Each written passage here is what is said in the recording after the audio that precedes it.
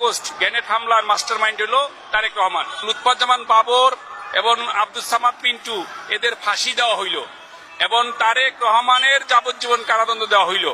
এই ঘোষণা করার সাথে সাথে লুৎফুজ্জামান বাবর বসার থেকে দাঁড়িয়ে খুব চিল্লে বলতেছে, আমার যদি ফাঁসি হয় তারেক হবে ডাবল ফাঁসি। কারণ তারেক হচ্ছে এই হত্যাকাণ্ডের মূল হোতা, মাস্টারমাইন্ড।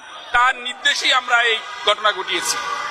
ওর কেন যাবজ্জীবন হবে আর আমার ফাঁসি হবে কেন?